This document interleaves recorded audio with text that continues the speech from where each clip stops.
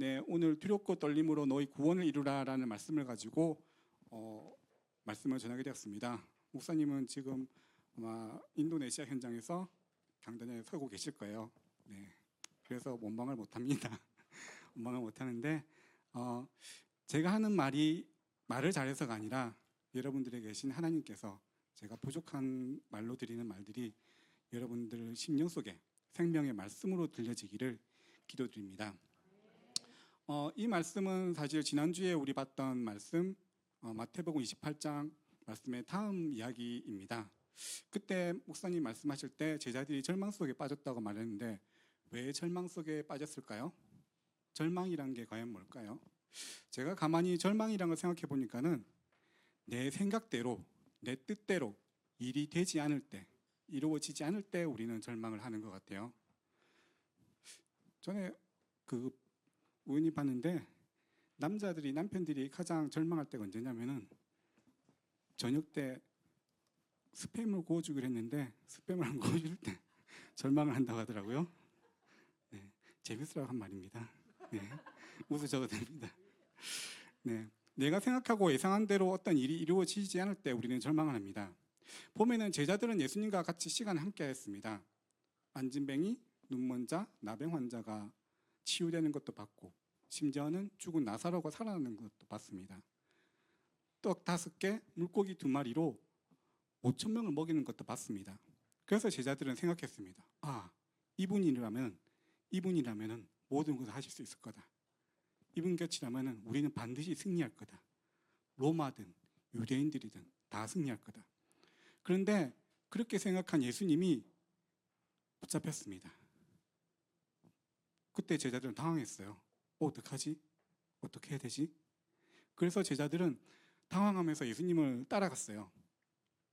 그러면서도 생각했어요. 그래도 우리 예수님 괜찮으실 거야. 권능 있고 능력이 있으신 분이니까는 분명히 저들을 다 물리치시고 분명히 저곳에서 풀림과 노임을 놓이실 거야 라고 했습니다. 그런데 예수님이 종들에게 뺨을 맞습니다. 종들이 예수님 얼굴에 침을 뱉습니다.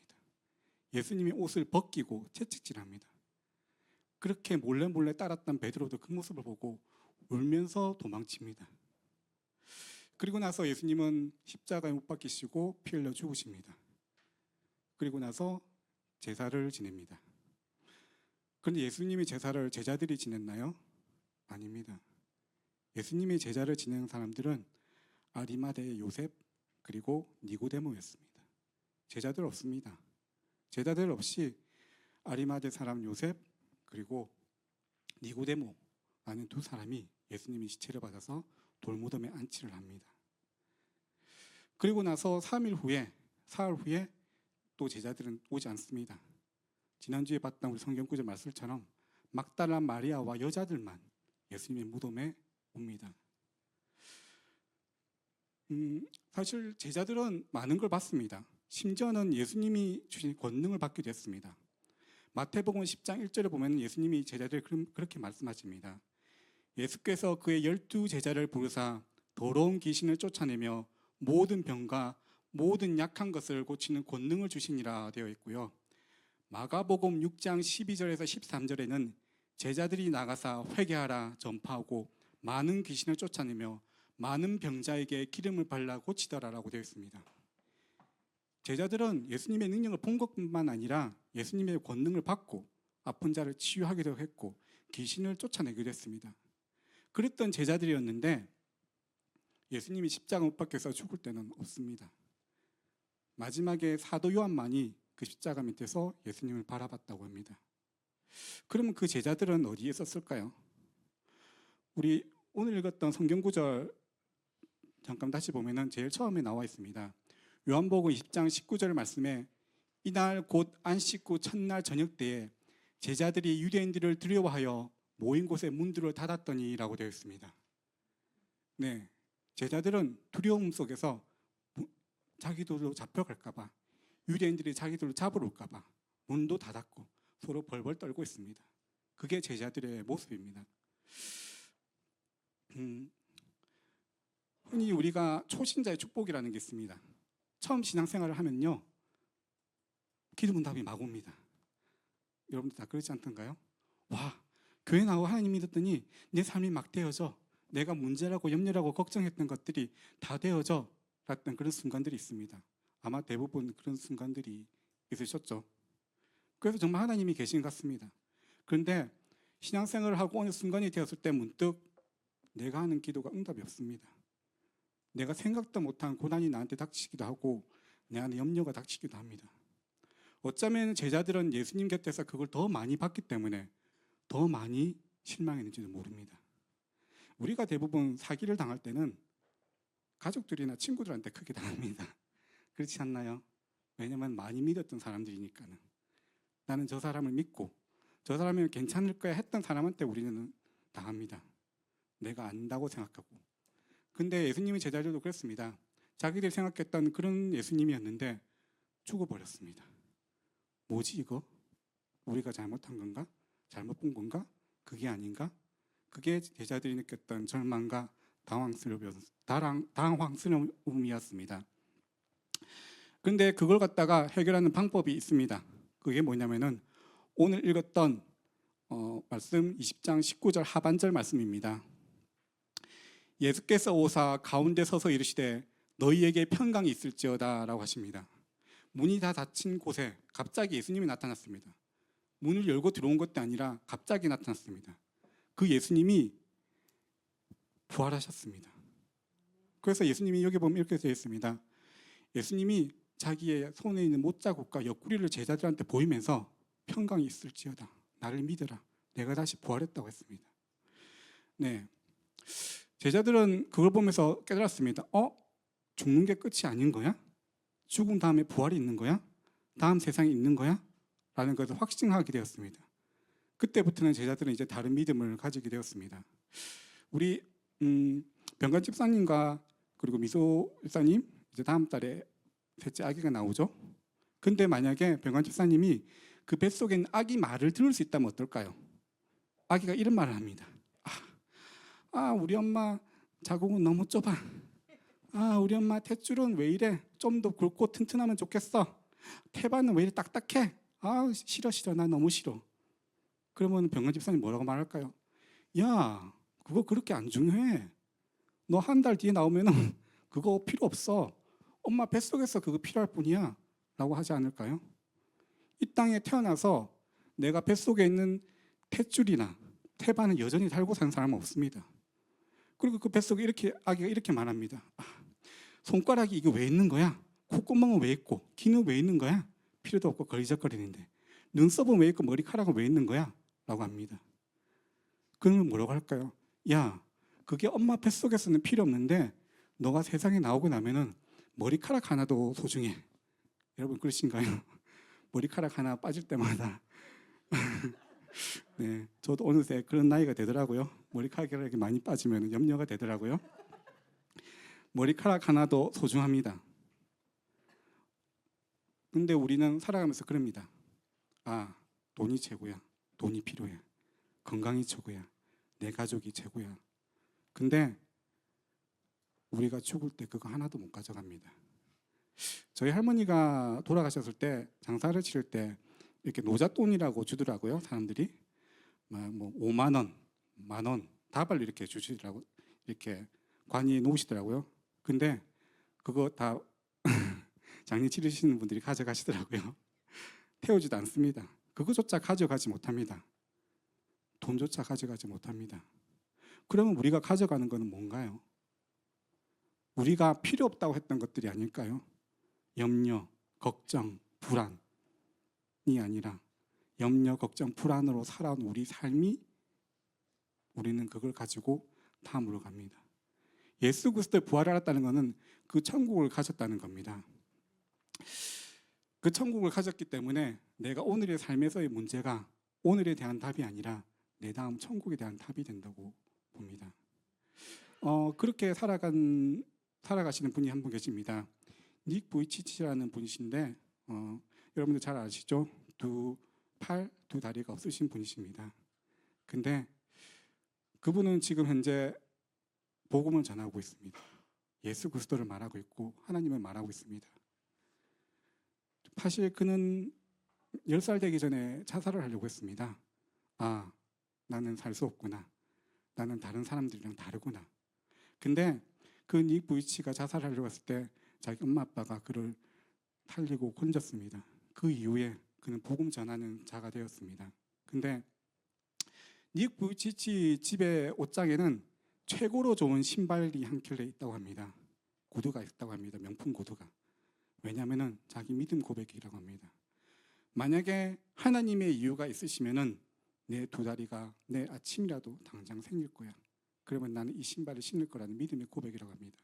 그리고 그리하지 아니하실지라도 나는 예수 그리스도 구원의 복음을 전하면서 살 거야라고 고백을 한다고 합니다. 왜냐하면은 다음이 있으니까. 여기서 얻지 못해도 다음은 있으니까. 여기서 가지지 못해도 그 다음이 있으니까. 저희들은 요즘 그 창세기 말씀 저희들은 요즘 출애굽하는 이스라엘 백성들의 이야기를 강단에서 계속 보고 있습니다. 근데 그 장면을 조금 앞으로 당겨서 미리 조금 스포를 하자면은 신약성경 3장 23절에서 26절 말씀 잠깐 한번 보도록 하겠습니다.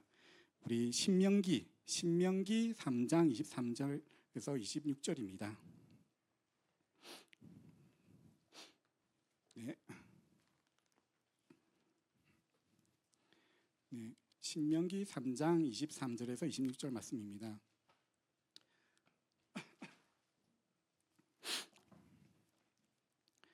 네, 그 말씀 함께 읽도록 하겠습니다.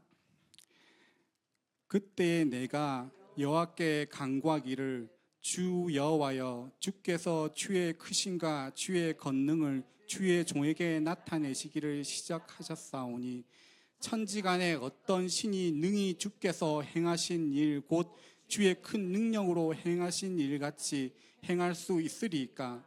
구하옵나니 나를 건너가게 하사 요단 저쪽에 있는 아름다운 땅 아름다운 산과 레바논을 보게 하옵소서 하되 여호와께서 너희 때문에 내게 진노하사 내 말을 듣지 아니하시고 내게 이르시기를 그만해도 족하니 이 일로 다시 내게 말하지 말라라고 합니다. 아멘. 이 장면이 어떤 장면이냐면은 요새가 이제 출애굽해서 홍해를 건너서 가나안 땅 40년을 지나서 마지막 요단 앞에 서 있습니다. 이제 저 요단만 건너면은 내 인생 이제 40년 내가 하나님의 언약을 받고 40년 80대 때 언약을 받고 40년 120살 된 내 인생의 끝에 드디어 도달한다고 하는 그런 상황입니다. 근데 하나님이 너 저 요단강 못 건너가. 너 가나안 땅 못 가. 너 여기서 죽어. 합니다. 그때 모세가 간청합니다. 하나님, 나 40년 인생 저것만 보고 왔는데 저 강만 건너면 안 될까요? 하라고 하니까는 하나님이 그렇게 말씀하십니다. 그만해도 족하니 이 일로 다시 나한테 말하지 마라. 너 그거 나한테 더 이상 말하지 마. 나 안 들어줘. 참 잔인하시죠? 참 냉정하시죠? 어떠신가요? 여러분들이 진짜 간절하게 기도한 무언가가 있는데 하나님이 그만 말해. 나 안 들어줄 거야. 나 안 들어줄 테니까 그만 말해 라고 한다면 어떨까요? 그때 모세의 기분이 어땠을까요? 근데 여러분, 모세가 가나안 땅에 들어갔나요? 못 들어갔나요? 네, 모세는 마태복음 17장 1절에서 3절 변화산에서 예수님이 변화산에 계실 때 이렇게 되어 있습니다. 엘리야와 함께 모세가 변화산은 가나안 땅에 있습니다. 모세는 가나안 땅에 들어갔습니다. 육신의 몸을 입고가 아니라 하나님의 저는 영의 몸을 입고 갔습니다. 이게 이 생의 끝이라고 생각합니다. 내 삶이 이게 끝이라고 생각합니다. 근데 아니었구나. 하나님이 냉정하다고 생각했는데 아니었습니다. 야, 너 육신 입고 가는 게 아니라 너 더 좋은 영의 옷을 입고 그곳에 갈 거야. 걱정하지 마 라는 뜻이었습니다. 우리는 죽음이 삶의 끝이라고 생각합니다. 근데 죽음 이외에는 다른 삶이 있습니다. 저는 이 자리에 서 있는데 한 번씩 저는 생각하는 게 최미영 사모님입니다. 제가 교사가 될 때 그랬습니다. 나 교사 안 할 거야. 안 해야지 했는데 최미영 사모님이랑 이승호 전도사님이 율조삼 해! 라고 했습니다. 그리고 우리 주일학교 곧 중고등부 방에서 말씀 쓰기를 했는데 저는 안 했습니다. 왜냐면은 나는 신앙생활 혼자 잘하고 있으니까. 나는 매일 성경 읽어. 나는 뭐해? 라고 했습니다. 근데 이승우 전도사님이 그러셨거든요. 유철 선생님은 잘할 수 있는데 다른 사람이 유철 선생님 보면서 자극받을 수도 있지 않겠어요? 라고 했어요. 그래서 제가 말씀을 올리기 시작했습니다. 그리고 그 말씀 밑에 이렇게 적었습니다. 우리가 없을 그때 이곳에 남겨진 이들을 위해서 라고 적었습니다. 근데 최미영 사모님 그거 보고 동그라미 해가지고 저한테 보내셨어요. 유철쌤 이거 끝까지 지켜요? 네. 저는 최미영 사모님이 돌아가실 때 그거 약속했습니다. 네, 지킬게요. 그래서 저는 이 자리에 있으면서 그걸 생각합니다. 누가 없을 그때 이 자리에 있는 이들을 위해서. 그래서 제가 이 자리에 서는 이유 같아요. 어쩌면 최미영 사모님이 돌아가신 게 소천하신 게 끝일지 모르는데 끝나지 않았습니다. 제가 여기 있으니까요. 죽음이 끝이 아니라 죽음 다음에 다른 삶이 있습니다. 그것을 이어가는 이들의 삶이 있습니다. 그런데 여러분 어떤가요? 그래, 나는 천국을 가졌다. 이 땅에는 아무리 염려하고 고민하고 고난에 닥쳐도 괜찮아. 내 삶에는 어떤 문제가 있어도 괜찮아. 나 천국 가졌으니까. 그렇습니까? 아니죠. 당장 내일에 대한 염려가 있습니다. 그게 경제 문제가 됐든 가정 문제가 됐든 가족 문제가 됐든 당장 나는 지금 염려하는 것들이 있고 그것 때문에 내가 힘이 듭니다. 재욱 씨도 마찬가지입니다. 여전히 저는 염려하고 걱정합니다. 여전히 염려하고 걱정하는 게 제 체질입니다. 그래서 달라스 왈라드라는 그 작가분이 그렇게 말했습니다. 천국을 가졌다고 하는 그리스도인들은 천국을 마치 생명보험처럼 생각한다고. 죽어서야 다 먹을 수 있는. 여러분들의 천국은 죽고 나서야 다 먹을 수 있는 생명보험입니까? 제가 가진 천국 복음은 내가 죽고 나서야 받아 먹을 수 있는 그런 겁니까? 근데 그렇지 않습니다. 내가 예수 그리스도 구원의 복음을 가지고 부활의 주를 만났고 내가 천국 복음을 가졌다면 오늘 지금 있는 삶부터 나는 천국의 삶이 되어집니다. 내 삶에는 하나님이 하시는 응답들이 있습니다. 우리 말씀 한 구절 더 찾아보도록 하겠습니다. 빌립보서 2장 12절 말씀입니다. 네, 빌립보서 2장 12절 말씀입니다.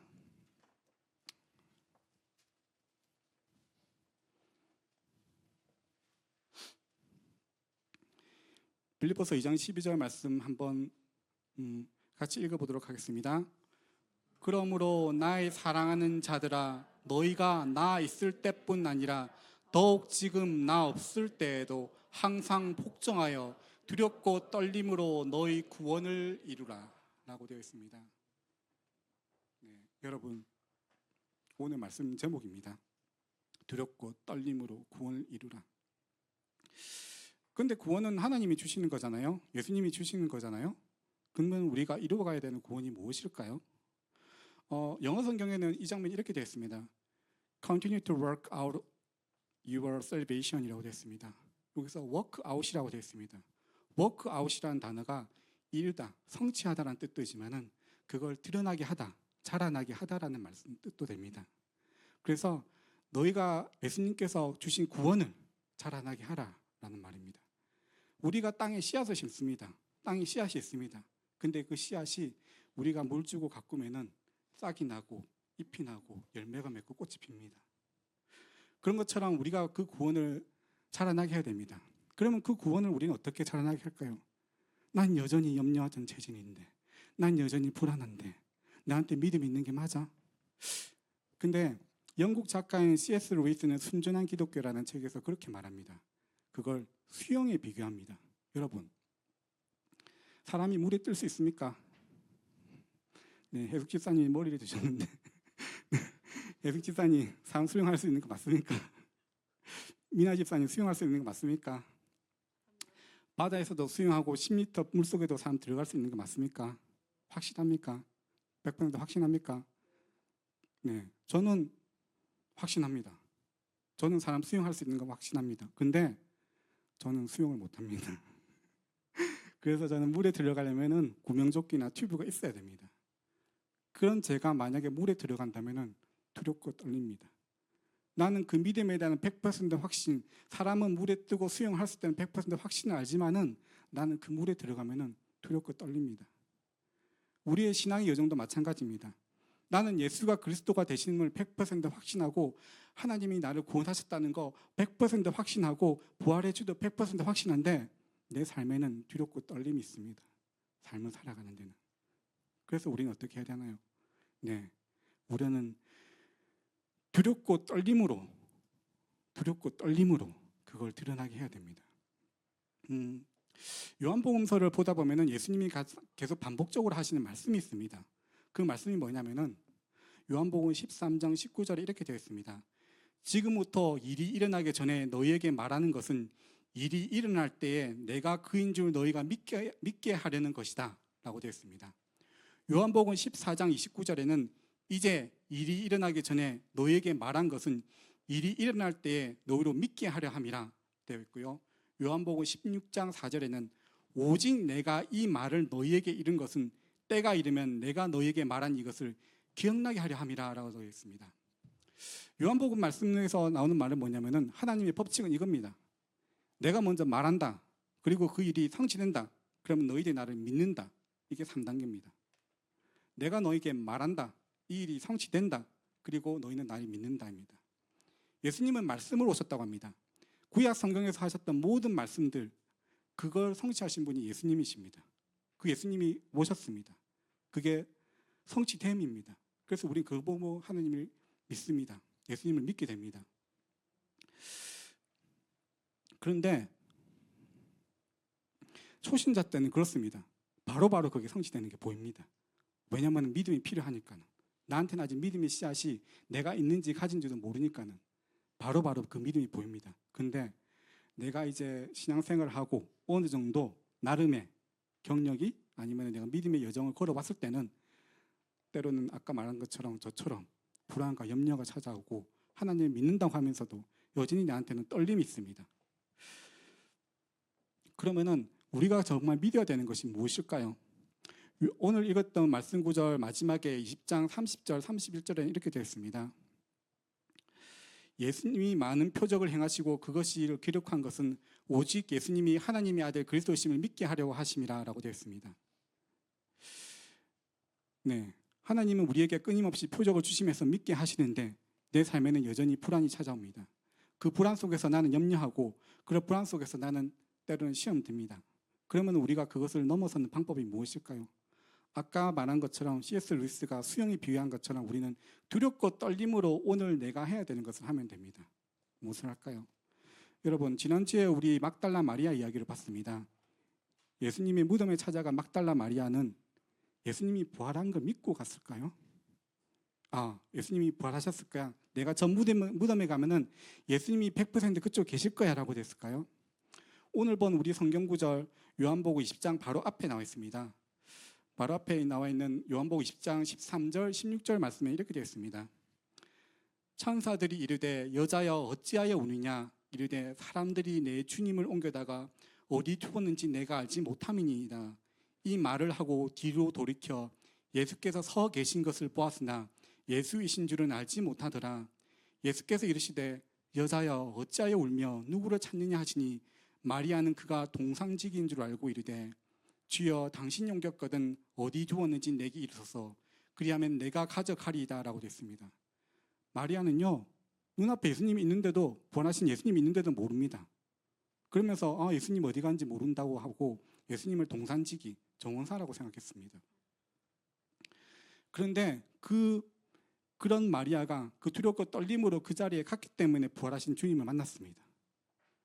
내가 그걸 확신해서 가서 그것을 보는 것이 아니라 내가 그 확신을 가지지 못하지만은 내가 들려진 무언가를 보면서 나옵니다. 근데 예수님이 아까 제가 말한 것은 요한복음에서 말한 대로 예수님이 말씀하시고 성취하시고 우리가 믿게 된다고 했는데 이 순서가 바뀝니다. 언제 바뀌느냐? 오늘 읽었던 우리 성경 구절 토마에 대한 부분에서 바뀝니다. 요한복음 21장 29절에서 토마한테 예수님이 그렇게 말합니다. 예수께서 이르시되 너는 나를 본 고로 믿느냐? 보지 못하고 믿는 자들이 복되다고 합니다.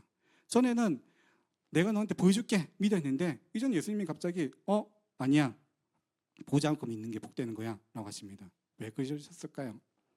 네, 요한복음 20장 22절에 그 답이 있습니다. 이 말씀을 하시고 그들에게 향하여 숨을 내쉬며 이르시되 성령을 받으라 한 다음에 예수님이 바뀌셨습니다. 성령을 받은 우리는 이제 보지 않고 말씀만으로 하나님을 믿어야 됩니다. 2025년 우리 강단에서 받은 말씀이 요한복음 21장입니다. 오늘 저희들이 본 그 성경 구절 다음 이야기입니다. 베드로가 물고기 잡으러 가고 그물 던지고 하는 이야기죠. 저는 그거 보면서 그런 생각했습니다. 베드로가 그래 예수님이 말씀하시니까는 믿음 가지고 그물을 던졌더니 물고기가 걸린 줄 알았습니다. 그런데 우리 이어 잠깐 요한복음 21장 3절에서 6절 말씀 잠깐 한번 보실까요? 네, 21장 3절에서 6절 말씀입니다. 네, 시몬 베드로가 나는 물고기 잡으러 가노라 하니 그들이 우리도 함께 가겠다 하고 나서 배에 올랐으나 그날 밤에 아무것도 잡지 못하였더니 날이 새어갈 때 예수께서 바닷가에 서셨으나 제자들이 예수이신 줄 알지 못하는지라. 예수께서 이르시되 얘들아 너희에게 고기가 있느냐 대답하되 없나이다. 이르시되 그물을 배 오른편에 던지라 그리하면 잡으리라 하시니 이에 던졌더니 물고기가 많아 그물을 둘 수 없더라. 아멘. 네, 베드로는 자기한테 그물을 오른편에 던지라고 하는 사람이 예수님인지 몰랐습니다. 그냥 나는 막 피곤하고 밤새도록 고기 잡는데 물고기 한 마리 못 잡았는데 그런데 누가 고기 그물 던지라고 하니까는 던졌습니다. 던졌더니 이게 왜 물고기가 많지? 그래서 다시 보니까 예수님이시네 됩니다. 하나님이 말씀하시고 내가 말씀한 대로 행하면은 이적을 보게 됩니다. 그게 제자들의 믿음의 방법입니다. 여러분들한테 작은 소리가 들릴 거예요. 내가 낙심 중에 있든 낭망 중에 있든 사람의 소리가 들릴 거예요. 이게 하나님이 하는 소리인지 사람이 하는 소리인지 모릅니다. 저는 처음에 이 교회 왔을 때 그런 생각했습니다. 석 달만 있다가 안 와야지. 석 달만 있다면 안 올 거야. 나한테 아무도 말 걸지 마 라고 했습니다. 근데 오키 집사님이 붙잡고 점심 먹고 가라 해가지고 오예배 드리고 또 누가 붙잡아가지고 수요예배 드리고 가자 수요예배 드립니다. 금요예배 드리고 가자 해서 금요예배 드립니다. 그래 드리고 싶어 라는 마음을 한 번도 한 적 없습니다. 솔직히 억지로 합니다. 억지로 시키니까. 청년 수련회를 갈 때도 항상 형국이가 와서 1층에 차를 주차하고 너 안 오면 나도 안 간다. 형 안 오면 나도 안 갈 거예요 라고 했습니다. 짜증나가지고 그래도 갑니다. 갑니다. 선교를 가자. 선교 가기 싫은데 근데 갑니다. 그런데 그렇게 가다 보니 지금 이 자리에 서 있습니다. 우리 신앙의 여정은 그런 것 같습니다. 여러분들에게 작은 들림의 소리가 있을 겁니다. 혹시나 지금 내가 낭망 중에 낙심 중에 계십니까?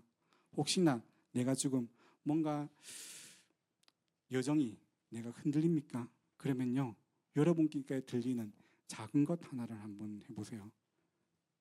교회 바닥에 쓰레기가 있네? 그거 주워야겠다는 마음이 든다면 쓰레기를 주우세요. 누가 같이 차 한잔 하자라고 교회에서 하시면 만나기 싫은데 라고 하지 마시고 한번 만나보세요. 내가 하지 않은 일을 해보세요. 그러면은 그때 하나님이 하시는 물고기 153마리가 잡히는 그런 능력의 역사가 그때 일어납니다. 그게 제자들이 믿음의 여정이더라고요. 세상은 믿음으로 돌아간다고 합니다. 예수 그리스도 믿지 않는 사람도 믿음으로 돌아갑니다. 그렇지 않나요? 내가 식당에서 밥 먹을 때 이 음식이 깨끗하고 안전하다는 믿음이 없으면 밥을 못 사 먹습니다. 내가 운전할 때 저 중앙선 건너편에 있는 마주오는 차가 중앙선을 넘어서 오지 않을 거라는 믿음이 없으면 우리는 운전을 못합니다. 땅에 씨앗을 심었을 때 이게 열매가 맺을 거라는 믿음이 없으면 자라지 나지 않습니다. 우리가 그 믿음 가지고 작은 실천을 할 때 삶이 달라지고 삶에는 하나님이 하시는 응답의 역사들이 일어납니다. 오늘 읽었던 우리 빌립보서 2장 12절 말씀 다음에 13절 말씀 잠깐 한번 다시 볼까요? 네, 2장 12절 말씀 다음에 나오는 13절 말씀입니다. 빌립보서 2장 13절 말씀입니다. 너희 안에서 행하시는 이는 하나님이시니 자기의 기쁘신 뜻을 위하여 너희에게 소원을 두고 행하게 하시나니입니다. 네, 나는 내가 밥 먹은 줄 알았습니다. 교회에서. 나는 내가 수요예배 온 줄 알았습니다. 나는 내가 결정하고 금요예배 가고, 나는 내가 결단해가지고 선교 가고, 나는 내가 결단해가지고 이 자리에 선 줄 알았습니다. 근데 아닙니다. 내가 했다는 그것이, 싫다고 하는 마음은 내 마음인데 내가 그것을 하게 한 것은 내 안에 계신 하나님이 하셨습니다. 그게 여러분들 안에 계신 하나님을 확인하는 방법입니다. 부활하신 주님을 만나는 방법입니다. 그러면은 여러분의 삶을 통해서 하나님이 하시는 놀라운 역사가 일어날 줄 믿습니다. 오늘 문득 그 찬양이 생각이 나더라고요. 주님 여기 계시기에라는 찬양인데 그 가사가 이렇게 되어 있습니다. 주님 나를 부르시니 두려움 없이 배에서 나가리라. 주님 나를 부르시니 주님 내게 오라 계시기에, 주님 보고 계시기에 의심치 않고 바다를 걸어가리라. 주님 여기 계시기에 저 거친 파도가 반석이 되고, 주님 여기 계시기에 반석 위를 내가 걷습니다 라고 됩니다. 내가 두려움 가지고 염려 가지고 그 바다를 걸을 때 하나님이 그 파도를 반석이 되게 하십니다. 네. 그래서 제가 전할 말씀은 여기까지고요. 네, 생각보다 빨리 끝나게 되어서 감사를 드리고요. 기도를 해주셔서 감사합니다. 어떤 두렵고 무섭고 염려되는 일이 계시다면은 주님이 거기 계시기에 한 발을 내딛어 보시기를 바랍니다. 네, 같이 기도드리도록 하겠습니다. 주님, 우리가 기대한 모습이 아니라 당신의 방법을 일하심을 믿게 하는 우리가 되게 하시옵소서.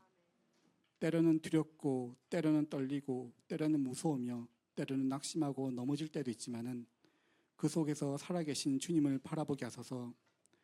우리의 삶이 하나님의 영광을 드러내는 통로가 되게 하시며, 우리의 작은 걸음걸음들이 믿음으로 내딛게 하소서.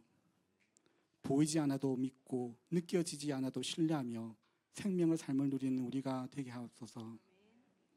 우리 목사님이 계신 인도네시아 선교 현장에도 하나님의 소원이 이루어 가시는 구원의 역사들이 임하게 하여 주옵소서. 우리 안에 소원을 두시고 일하시는 하나님을 두렵고 떨리는 마음으로 의지하며 이 모든 것 지금도 살아서 역사하시는 우리 구주 예수 그리스도 이름으로 기도드립니다. 아멘. 감사합니다.